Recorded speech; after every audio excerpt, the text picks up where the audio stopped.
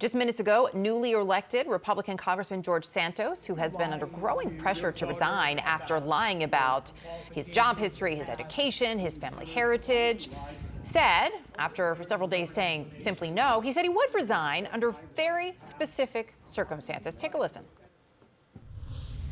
Your response to those that are calling for you to resign?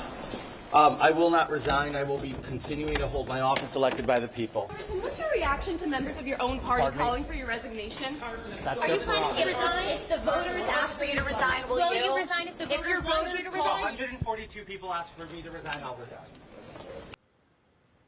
In response to that, Democratic Congressman Don Beyer tweeting, quote, "Pretty sure we can make that happen." CNN's Manu Raju is live on Capitol Hill. Perhaps not surprising, Manu, I've already seen someone on Twitter starting a petition.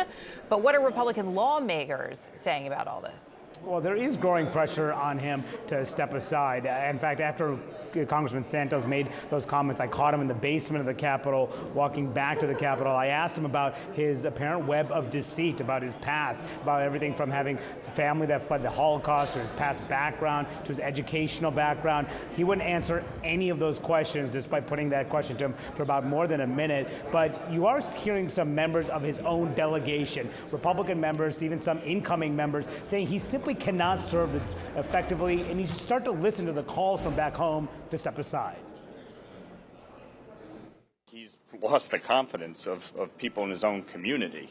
So I think he needs to seriously consider whether or not he can actually do his job effectively. And right now, it's pretty clear he can't. I don't think there's any way he could possibly perform his duty. But the man's got to be honest with himself and his constituents, and it's just clear to me that he can't do his job. So are you saying that he should resign? There's no way I believe he can fully fulfill his responsibilities, and I think he needs to take that very seriously.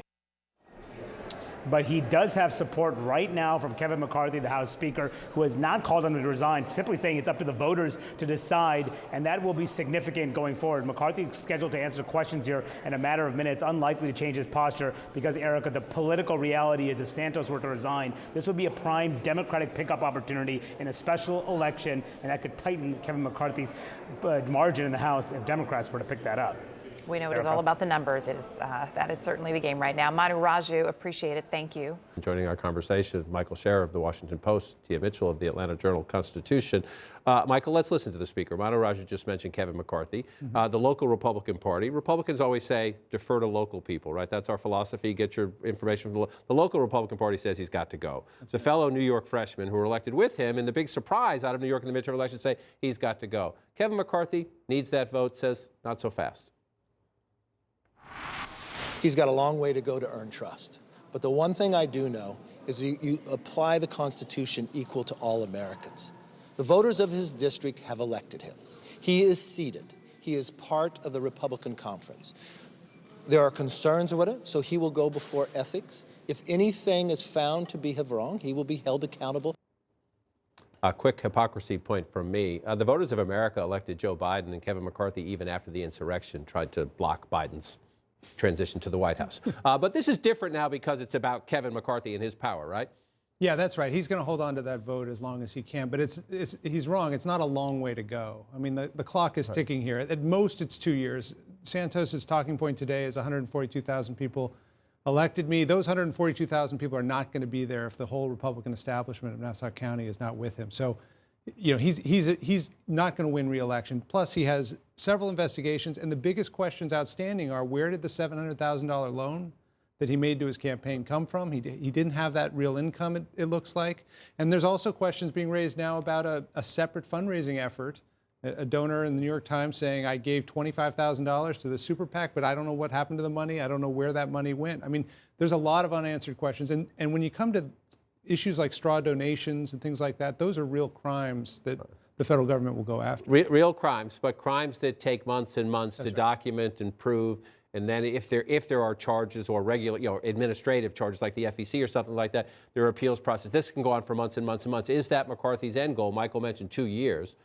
Look, Republicans will primary George Santos. If he survives 2 years, they will run a primary campaign against him to try to keep the seat. Is that McCarthy's goal? I've got a very narrow majority. I need to keep this guy around as much as it stinks. It's sure what it looks like. I mean, at the end of the day, Santos has proven to be a reliable McCarthy vote. He voted for McCarthy for 15 rounds during the speakership race.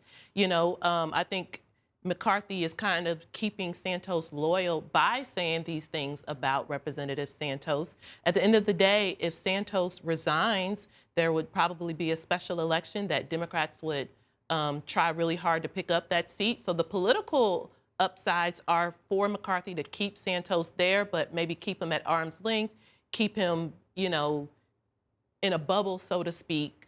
That's just the politics of this situation. Power over principle. Not the first time we've said that. And Democrats, I assume at the White House they feel this way. Democrats in Congress certainly love it. This is Ted Lieu, Democrat of California. Dear Speaker McCarthy, Article 1, Section 5 of the Constitution explicitly authorizes Congress to expel a member with a 2/3 vote. I ask you to follow your own words. Stick to the Constitution by allowing a floor vote on whether or not to expel George Santos. That would be a rich moment for the Democrats early in the new Republican majority. Number one, they think the facts are on their side and decency is on their side. But number two, that would be a rich political moment. Force it. Yeah, and really this is all creating so much of a distraction for what Republicans are actually trying to do as they take over control of the House when it comes to those investigations into the Biden administration or other fights that they've been teeing up. Now there's so much energy, and the George Santos story is really sucking all the oxygen out of the room. We'll see if any of that would eventually have an influence on Kevin McCarthy, but I think, as everyone has said, he wants to keep control, and that New York seat is going to be incredibly important. And so for the time being, it seems like he was just going to side with Santos. And so you look at this and you listen to rank and file Republicans, and they think this is just horrible for the brand. We are embracing a liar. We're embracing a liar. In the age of Trump, maybe that's less of an issue for them than I think it is, or that people history might think it is. But let's look. The New York Times obtained George Santos's resume, and I'm going to go through 2 pages here. It might be hard to read at home. You can find this online if you can't see it. But there's a whole bunch in here where he said he worked for companies that never happened. It just simply didn't happen. He didn't work there. But the rich part here is, I was joking with these guys before we came on the air. We'd go around the table and ask everybody their GPA. My writing on it is not coming through to you on the screen, but George Santos claimed he had, I believe, a 3.89 GPA at a college he didn't attend. That's a pretty good achievement. And the resume leaves out that he was a star volleyball striker at Baruch College, which also wasn't true, that he had told somebody in the county party. So yeah, it's I think pathological what we're looking at. It's not just someone who embellished their resume. This is a totally different scale of someone who's lived their life sort of as a con man, and finally got the brass ring, and then the spotlight came onto him. Is there a tipping point for McCarthy? I get the raw politics of this. I get the narrow margin. I'm not agreeing with it, but I get the math of why Kevin McCarthy would want to keep George Santos around as long as he can. However, he says, and he did, he made a whole lot of concessions saying, we have a big tent, we're going to listen to everybody. Does this get to a point where if enough rank and file say, come on, we can't do this, you're tarring all of us? I think the tipping point, what we've seen is when there's a lack of accountability, the tipping point usually comes from the people.